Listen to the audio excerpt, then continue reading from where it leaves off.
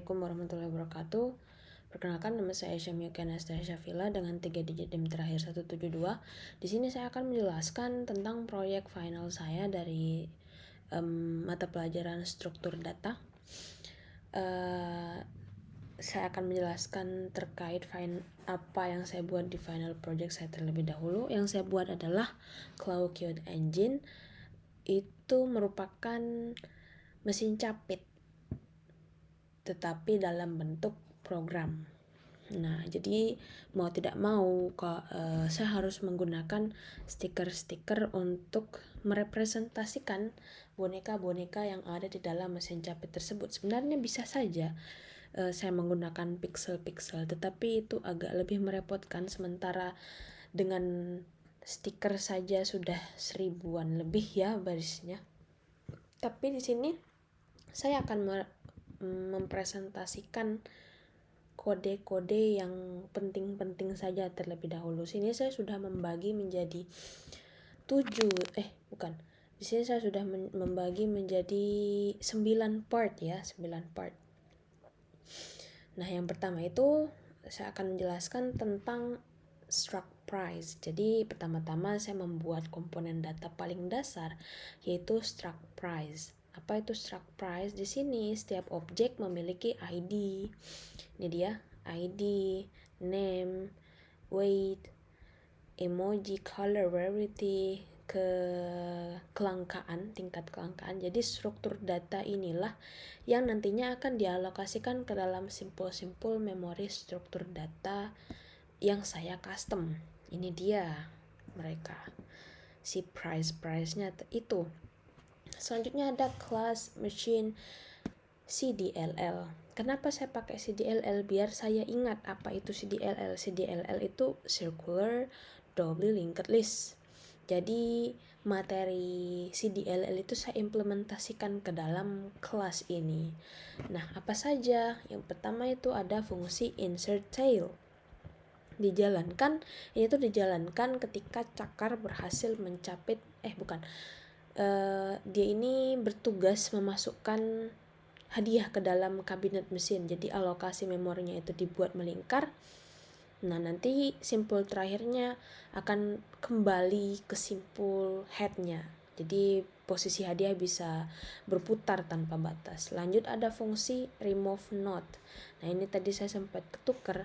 Remove node dijalankan ketika cakar berhasil mencapit hadiah. Jadi fungsi ini memutus hubungan simpul target.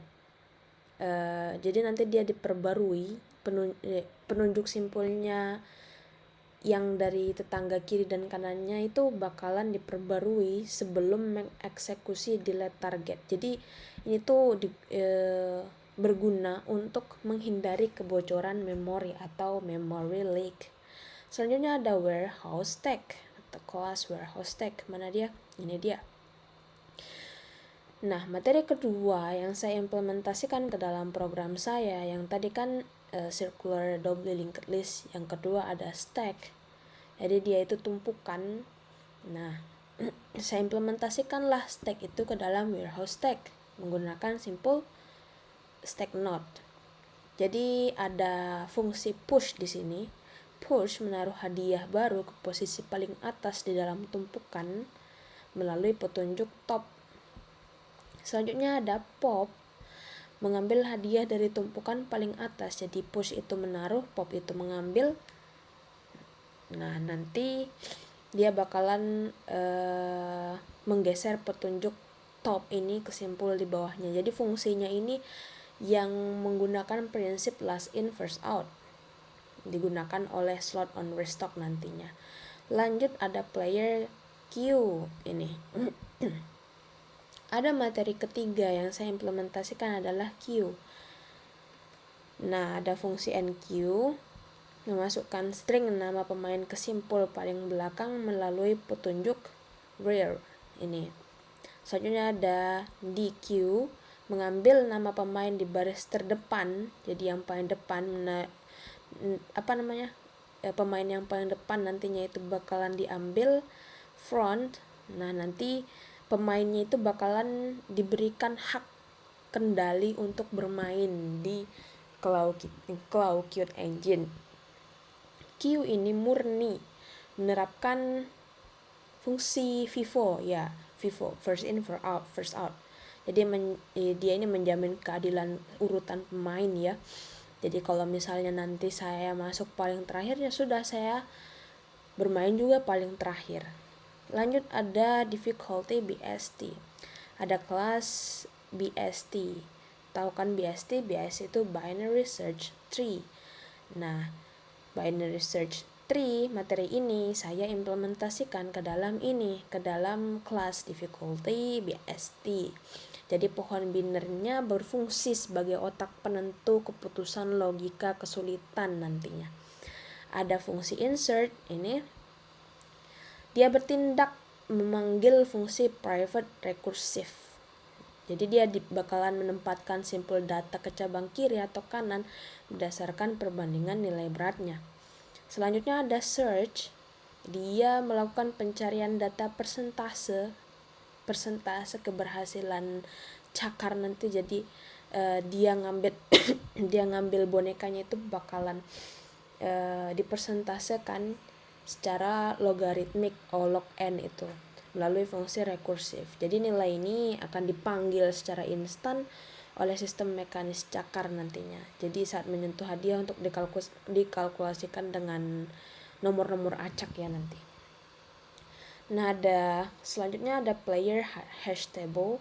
Materi kelima yang saya implementasikan ada hash table pada kelas player hash table, yang nanti bertindak sebagai database lokal tempat penyimpanan data koin sama jumlah kemenangan milik akun pemain.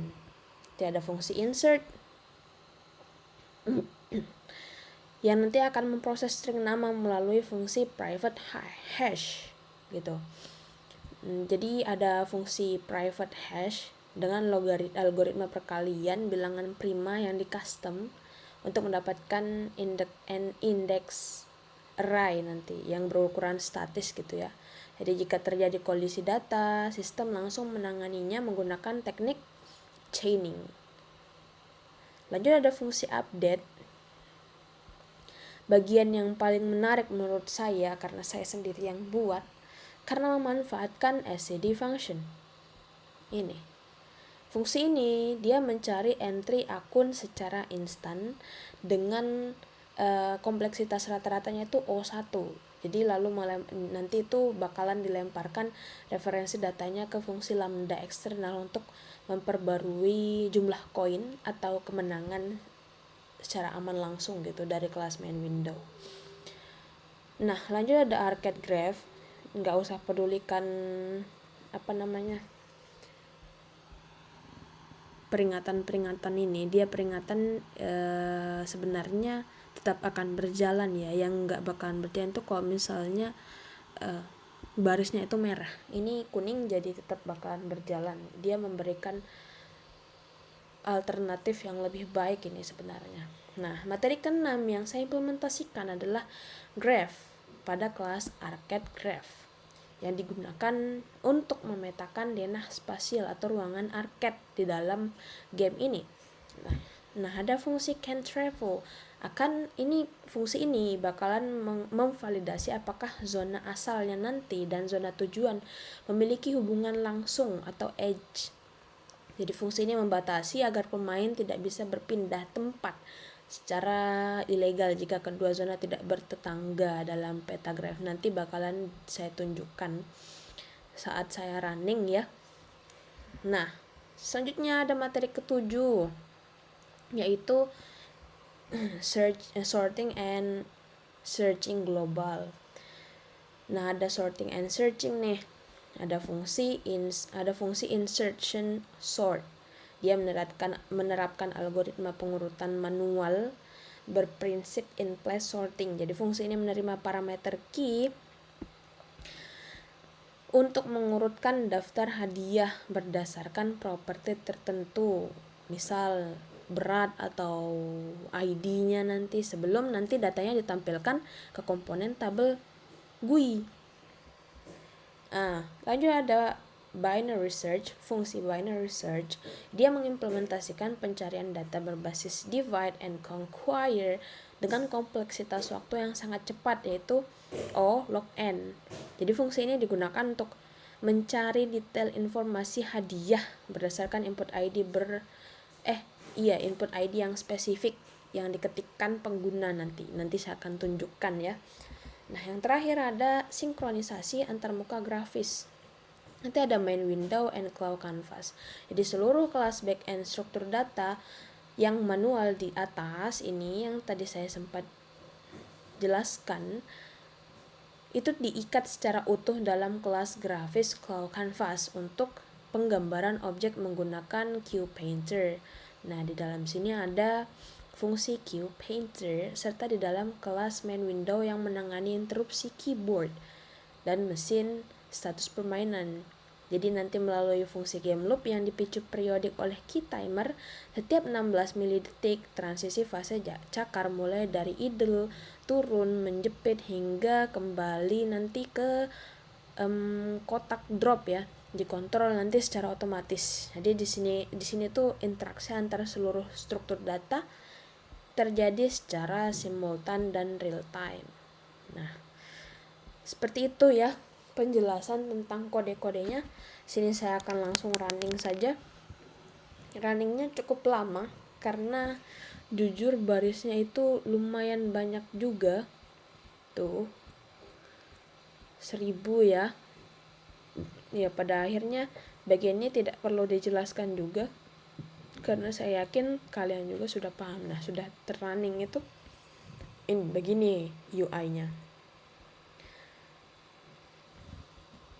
Pertama ini boneka-bonekanya belum terlihat ya. Kita bisa lihat di bagian latar belakang claw-nya ini, claw machine-nya ada kotak-kotak grid. Cobalah kita posisikan biar pas.